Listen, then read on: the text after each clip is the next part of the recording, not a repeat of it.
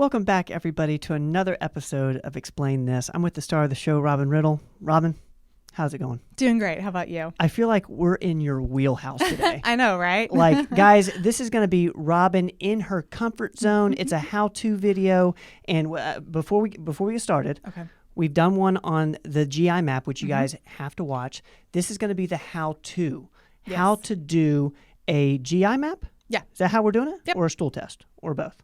GI map, stool test, whichever. It's both. It's How to both. GI map. Robin, explain it to us. Okay, so we get this question all the time. People come in, they've watched the GI map video, they want to do a GI map, but then the question is, what do I have to do before I do the test? And there is a prep that I recommend going into this. Nice. If it's a situation where we can't follow this to a T, we're going to do what we can with it. Okay. We're going to interpret the results based on what you're on. But this is ideal situation, what we want to do leading up to this test. So this is best practices. Best practice. Best practices with the GI map. Yes. Here we go. Okay. So supplements and medications that I want people to avoid leading up into the testing. For at least 3 days prior to doing the stool collection test, we want to stop all digestive enzymes, supplements, anything like that. The HCl, betadine, Digest Shield, anything like that that's going to have digestive enzymes in it, and anything that are gut healing formulas. We just want to stop completely for at least 3 days prior, if we can. Okay. Most people should be able to do without those for 3 days. That's going to let me measure in the test what your body is actually producing and making, not what you're taking in pill form. If you stay on the pill, then levels will look good, but then I never know, are your levels good without that? Got it. Make sense? Got it. Okay. 2 weeks prior to your stool collection, stop all probiotics. Again, I want to measure what your gut naturally has, not what you're putting into it every single day. So we want to give a few weeks for your probiotics to circulate out of the body. That way I know, do you naturally have okay microbiome, or is it naturally really low in some things that we need to focus on? Okay. Okay. Any anti-parasitic, antifungal, antibacterial agents. We want no antibiotics, but also not any of the natural antifungal anything. People who are on berberine is actually a natural antifungal, or sorry, not antifungal, antibacterial. So berberine has to stop as well. We use it for a lot of different things, but it's in all of your gut formulas as well for killing off bad bugs in the gut. Super interesting. So it's almost like this is a type of fast going into a fast from, certain supplements. Correct. We probably just want to get them out of there. I want to see what your gut does on its own. And this for 2 weeks. For 2 weeks. Okay. Yeah.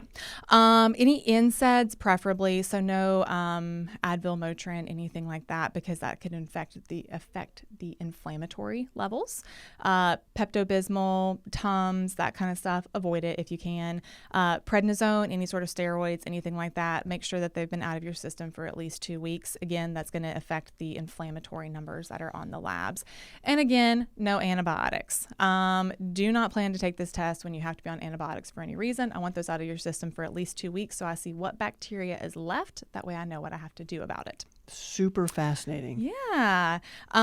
So any other prescription medications you can always ask us about, but normally any other prescriptions are going to be totally fine. We just want to avoid stuff that's targeting gut-wise.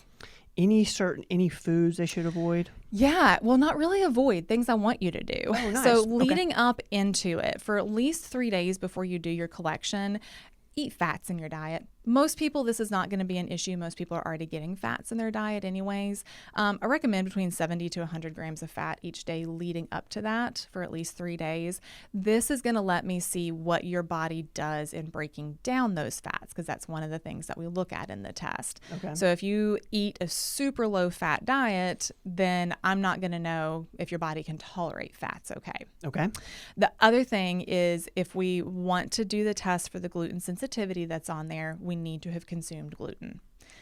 So leading up, at least 3 servings of gluten over the week or so prior. Most people are eating gluten every single day. This is not going to be an issue. Now, caveat to this, if you already know that you are gluten sensitive, don't do it. Like, we're already, not worth it. If we've already eliminated it, don't add it back in.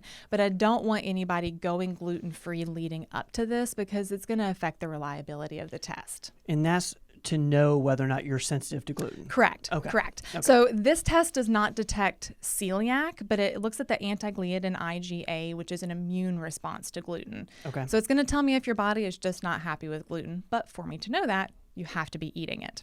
If we see a high level on that, usually I do recommend that people do the celiac blood test. That way we know for sure how sensitive we really are. And then we eliminate gluten after that. So those are the big things to do prior. Okay. Things about actual collection. For women, it is best not to collect while you're on your period. There could be contamination that's going to show blood in the stool. That's going to affect the test a little bit. May make us think we need to do further testing that we don't really have to do. Again, don't go gluten-free.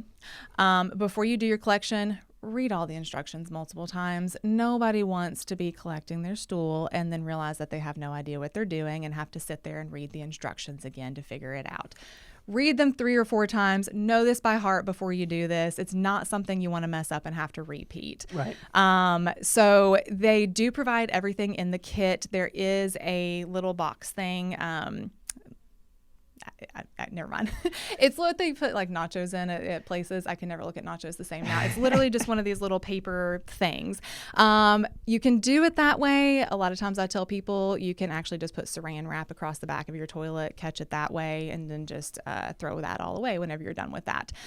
Try to avoid any urine contaminating in the stool. You want to make sure that you're keeping everything very clean while you're doing it, so I'm not getting bacteria from something else. We just want to make sure just what's in the gut. Once you have completed the collection, this needs to be mailed out immediately, like that day. If it's not going to go out that day, this is going to go back into the collection box and it's going to sit in your fridge. Most people don't want that. Do it on a day you can send it. Do not mail these kits back over any holidays. The labs will be closed. Your stool will sit there and then you'll have to repeat it. And don't mail on the weekends. So Monday through Thursday is going to be your prime time. Interesting. Again, if you collect on a weekend, because that's the only time that you have to do it, it does just need to stay, it's sealed, but it needs to stay in your refrigerator until you can mail it Monday morning. Super interesting. Well, that really, hopefully, guys, that clears things up for you in regards to the stool test with the GI map. Is there any parting advice before we close out this episode? Call Knoxville. Call the Knoxville office if you have questions on it. Yep. We can answer any of your questions. Guys, check out the video we did on GI map if you want to learn more about it. But if not, best luck with the GI map stool test. Get it right the first time. That's right. You'll thank me later. Guys, you name it, we explain it. Robin, we appreciate you. Absolutely. Guys, we'll see you next time. Don't go away.